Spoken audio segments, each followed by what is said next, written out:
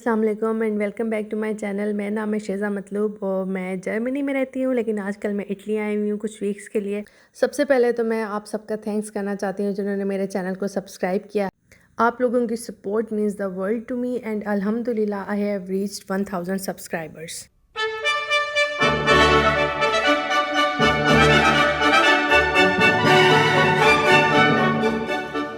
इसी तरह आप लोग मुझे सपोर्ट करते रहिए। मैं पूरी कोशिश कर रही हूँ कि मैं अच्छे से अच्छा कंटेंट आपके लिए लेके आऊँ, ऐसा कंटेंट जो आप लोग भी एंजॉय करें और जो बना के मुझे भी मज़ा आए। सो प्लीज़ जिन्होंने अभी तक सब्सक्राइब नहीं किया वो भी मुझे सपोर्ट करें और सब्सक्राइब करें मुझे। Thank you. तो अब प्रॉपर व्लॉग स्टार्ट करते हैं। अच्छा, हम लोग जा रहे हैं फ्लोरेंस सिटी सेंटर। हम लोगों ने कुछ चीज़ें एसेंशियल्स बाय करने हैं, वही हम लोग एयरबीएनबी पे अपनी कुकिंग वगैरह खुद ही कर रहे हैं। हम लोग लिडल गए थे गाड़ी पे ड्राइव करके, 1 किलोमीटर का रास्ता था और हम लोग 20 मिनट्स में वहाँ पहुँचे थे और वापस आने में भी हमें 20 मिनट्स लगे थे। तो बस हम लोगों ने डिसाइड कर लिया कि अब जो भी हम लोगों ने करना है ना सिटी में ट्रैवल वगैरह, वो हम ट्रैम या बस पे ही करेंगे। यही एक वाइज डिसीजन हमें लगा। जितना अभी तक मैंने फ्लोरेंस देखा है, मुझे एशियंस बहुत ज़्यादा नज़र आ रहे हैं। अपने साउथ एशियंस नहीं, दूसरे एशियंस, चाइनीज़ बहुत ज़्यादा हैं यहाँ पे। कोरियंस मुझे नहीं नज़र आए अभी तक। Yes, I can differentiate between Koreans and Chinese and Japanese क्योंकि मैं कोरियन ड्रामास देखती हूँ, इसलिए मुझे थोड़ा बहुत अब पता चल जाता है कि अच्छा ये वो एथनिसिटी है। हाँ, 90% ऑफ द टाइम्स, 100% तो कोई भी किसी चीज़ के लिए भी श्योर नहीं होता। और दूसरे यहाँ पे अफ्रीकन्स भी बहुत हैं। और जो लोकल्स मुझे अभी तक यहाँ पे नज़र आए हैं उसमें बहुत ज़्यादा मुझे नज़र आए हैं young people, youngsters. I think big cities में आपको यंगस्टर्स ज़्यादा नज़र आते हैं, लेकिन जर्मनी में मैंने ये ऑब्ज़र्व किया, पता नहीं आप लोगों ने किया है ये नहीं किया, लेकिन मुझे वहाँ पे एक पर्टिकुलर एज के लोग नहीं नज़र आते। आते भी हैं, कम नज़र आते हैं। वहाँ पे एजड पीपल बहुत ज़्यादा नज़र आएंगे आपको, या टीनेजर्स नज़र आएंगे। एक पर्टिकुलर एज होती है जो कि 30 to 45 एज, ये जो मिडिल एज होती है ना, इसके लोग मुझे बहुत कम जर्मनी में दिखाई देते हैं। क्या आपको भी ऐसा फील हुआ है? बट इटली में अभी तक फ्लोरेंस इज़ारे मैंने देखा है, तो मुझे वो जो ये एज मैंने भी बताई है ना, मुझे इस एज ग्रुप के लोग ज़्यादा नज़र आए हैं और बच्चे बहुत कम मुझे नज़र आए हैं। हो सकता है आपको आते हों, लेकिन मेरा तो अभी शुरू के ही दिन है, तो मेरी ऑब्जर्वेशन गलत भी हो सकती है। बट जो लोकल यंग पीपल हैं ना, इटली के लड़के लड़कियां दोनों बहुत खूबसूरत हैं और उनकी नैन नक्श इसी तरह है जैसे आप पोर्ट्रेट नहीं देखते किसी लूव म्यूज़ियम में जाके, या किसी भी म्यूज़ियम, कोई भी आप जो पोर्ट्रेट देखते हैं उसके जो नैन नक्श होते हैं, ऐसे बारीक बारीक पतली सी ऊंची सी खड़ी नाक और ऐसे बड़ी बड़ी आँखें और पतले से बारीक होंठ, ऐसे फीचर्स हैं इन लोगों के और बड़े क्यूट लग रहे होते हैं। हम लोग पहुंच गए हैं अपने डेस्टिनेशन पे। यहाँ से सिटी सेंटर का ये लास्ट स्टॉप है, इसको यूनिटा आई थिंक इसका नाम था। यहाँ पे हम लोग उतरे हैं और अब हम लोगों ने जो मेन हम आए हैं ना, हम लोग आए थे नियत करके आए थे कि हम आइसक्रीम खाएंगे। फिर हमें भूख लग गई खाने वाली और अब हम खाना खाने के लिए जगह ढूंढेंगे। जीपीएस मैप से ही हम देख रहे हैं कि क्या खाएं, और उसके बाद हम लोगों ने गोश्त ख़रीदना है। तो फ़िलहाल हम लोगों ने अपना आइसक्रीम का इरादा तर्क कर दिया है और अब हम लोग खाना खाने जा रहे हैं। गूगल के थ्रू हमें पता चला है कोई क्रिस्पी चिकन करके नाम है, ये हलाल बर्गर्स हैं वहाँ पे। तो ज़ाहिर है हम तो बर्गर के भूखे नदीदे वो हम खाने आए हैं, क्योंकि हलाल बर्गर कौन नहीं चाहता कि वो हलाल बर्गर बैठ के खाए, वो भी क्रिस्पी वाला। आम्बियांस तो बस नहीं था एक तरह से, लेकिन ठीक ही था टेस्ट भी। और ये पंखा देख रहे हैं आप, ये जीएफसी फ़ैन है। ये जो इसमें हमने बर्गर बैठ के खाएगा, ये पाकिस्तानियों का ही था और पाकिस्तानी वेटर सब पाकिस्तानी थे यहाँ पे, जो भी अमला था जिसको कहते हैं। और ये अब हम लोग स्ट्रीट में निकल आए हैं। इन्हीं अंकल ने बताया था हमें कि आप उधर जाएं तो आपको हलाल गोश्त मिल जाएगा। तो अब हम वहाँ जा रहे हैं, उन्होंने हमें जीपीएस पे मार्क कर दी थी लोकेशन। वहाँ जाते जाते हम लोगों ने अंदरूने फ्लोरेंस भी एक्सप्लोर किया और ये मतलब बिल्कुल राजा बाज़ार वाली फील्स आ रही हैं। ब्रांड्स तो लोग अब पहनना शुरू हुए हैं ना, पहले सारे ज़माने में राजा बाज़ार से ही शॉपिंग होती थी, इसलिए मेरे सामने कोई ये ना कि यू राजा बाज़ार। बल्कि मैं तो दिल दिल में ये सारी बातें सोच रही थी कि ये तो बिल्कुल पिंडी वाइब्स हैं यहाँ पे सारी की सारी, और इतने देसी यहाँ पे शक्लें मुझे नज़र आई इतनी ज़्यादा। उज़ैर भी थोड़ी देर बाद फिर कह रहे थे कि यार ये तो बिल्कुल ऐसे लग रहा है पिंडी की किसी सड़क पे आ गए हैं, बल्कि यूँ कह लें कि रावलपिंडी का एक अपग्रेडेड वर्जन है।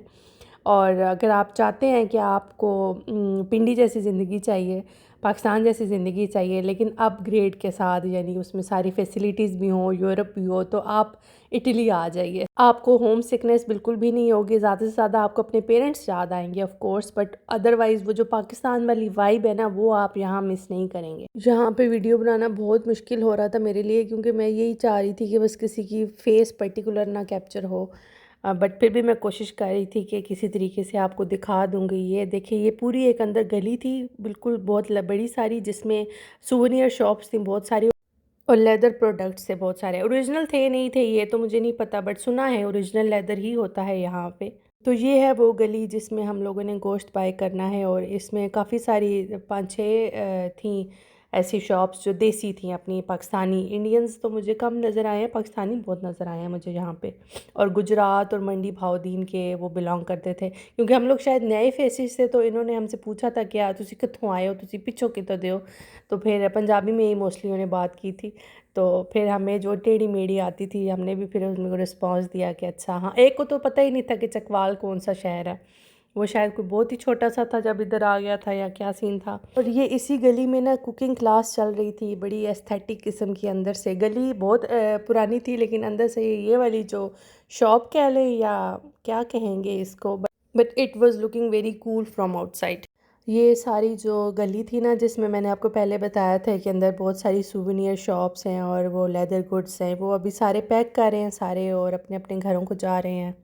कुछ की प्राइसेस मैंने देखी थी ऐसे ही चलते फिरते ना, कि भला क्या रेट है, तो काफ़ी एक्सपेंसिव चीज़ें थी, सस्ती नहीं थी कहीं से भी। और वो बर्गर भी हमें काफ़ी, मतलब मुझे एक्सपेंसिव लगा था, पता नहीं क्या सीन है आपका। मतलब हमारे छोटे से सिटी में एक है हलाल बर्गर शॉप, माई बर्गेरिया, वो इतना उसके जैसे रेट्स थे इधर। बट क्यों मुझे इसलिए ज़्यादा लगा, क्योंकि हम लोग पेरिस गए थे, वहाँ पे मुझे इतने ज़्यादा रेट्स नहीं लगे थे। यहाँ पे हम लोगों को मुझे उसकी निस्बत रेट ज़्यादा लगे हैं। Maybe it's Florence Italy का one of the expensive city है शायद, इसलिए। ये बाटा भी है यहाँ पे। अच्छा, वापस हम लोग आ रहे थे तो आइसक्रीम शॉप सारी बंद हो चुकी थी, 8:30 का टाइम था। बट ट्रेन स्टॉप के साथ ही हमें एक नज़र आ गई आइसक्रीम, तो हमने कहा चलो अब आइसक्रीम खाते हैं। हम लोग आइसक्रीम खाने गए। तो जो जेलेटो फेमस है ना वर्ल्ड, ये वाकई मैं कहती हूँ वर्थ द हाइप। इतनी अच्छी आइसक्रीम थी, टेस्टी आइसक्रीम थी, मैंने ऐसी आइसक्रीम आज तक वाकई नहीं खाई कहीं भी। हिको की अच्छी लगती थी मुझे पाकिस्तान में, उसके बाद मुझे वाकई इसका टेस्ट बहुत अच्छा लगा। और इसकी जो चॉकलेट आइसक्रीम थी ना, वो ऐसा ही, उसमें कोई मिठास नहीं थी उस चॉकलेट में। मतलब मीठा था भी, लेकिन मीठी नहीं थी वो, समझ रहे हो मेरी बात। और मैंने कॉफ़ी फ्लेवर लिया था, दैट वाज आल्सो लेजिट। तो अगर आप इटली आए हैं तो जेलाटो लाजमी खाइएगा। और ये चमचे जो है ना, मुझे देख के याद आ रहा था कि अगर हमारी माँ ही हमारे साथ होती, उन्होंने ये चमचे घर ले जानी थी और किसी मसाले वाले डब्बे में डाल देनी थी। किस किस की अम्मियाँ ऐसा ही करती थी पाकिस्तान में। अच्छा, आपने कभी वो वर्ड सुना है रेनेसांस का? अगर नहीं सुना तो अभी सुन ले। जो फ्लोरेंस सिटी है ना, ये इसको कहा जाता है कि ये बर्थ प्लेस है रेनेसांस की। रेनेसांस का एक सादा लफ्ज़ों में मतलब बताऊँ ना मैं आपको, तो जो यूरोप में लोग, जैसे कह लें ज़माना जाहिलियत कह लें, जो लोग सिर्फ़ इस पे बिलीव करते थे कि बस उन्होंने सरवाइव करना है, तो उन लोगों को फिर जो आर्ट में इंटरेस्ट हुआ, लिटरेचर में इंटरेस्ट हुआ, टेक्नोलॉजी में इंटरेस्ट हुआ, ये जो पर्टिकुलर पीरियड था ना, ये फ्लोरेंस, इसको बर्थ प्लेस कहा जाता है, और रेनेसांस का पीरियड इसी को कहते हैं। तो इस वजह से फ्लोरेंस फेमस भी है ज़्यादा। 13th सेंचुरी से लेकर 16th सेंचुरी तक का वो टाइम पीरियड है।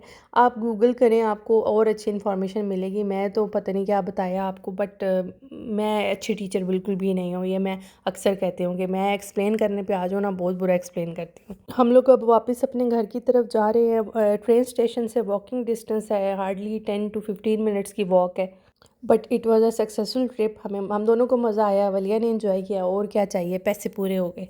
मैंने अपनी बिरयानी फिर नेक्स्ट डे बनाई, और वो अब मैंने कही तो एडजस्ट करनी है, तो मेरे पास इंग्रेडिएंट्स पूरे नहीं थे, सिर्फ चिकन था और बिरयानी मसाला मैं इंडियन स्टोर से ले आई थी।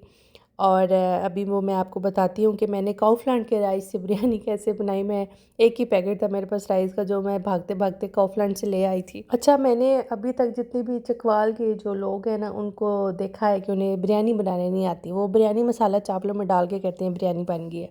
अगर आपको आती है बहुत अच्छी बात है, no offence to anyone, but बाकी चकवाल के लोगों को बिरयानी बनाना नहीं आती, और मुझे भी नहीं आती थी। मैंने यहाँ आके प्रॉपर सीखी है।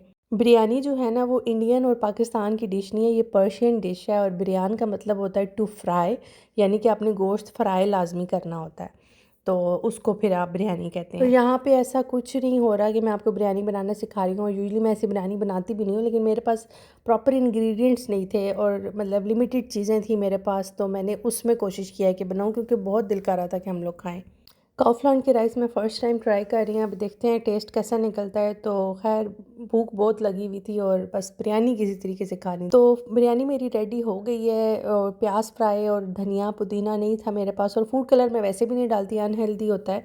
और बिरयानी जब तैयार हो जाती है ना, तो मैं कभी भी उसको मिक्स नहीं करती, खिचड़ी नहीं बनाती, उसको इसी तरह सर्व किया जाता है। और अगर आप प्रॉपर तय लगाएं ना, तो फिर ऐसा नहीं होता कि आपका जो मतलब वाइट राइस जो बॉयल्ड राइस होते हैं उसमें मसाला मिक्स नहीं हो जाता है, अगर आप प्रॉपर अच्छे तरीके से तय लगाएं और अच्छा मसाला अच्छी क्वांटिटी का बना हुआ हो, तो मिक्स करने की बिल्कुल भी ज़रूरत नहीं पड़ती। उम्मीद करती हूँ आपको मेरा ये व्लॉग भी अच्छा लगा होगा। ओके बाय, चाओ।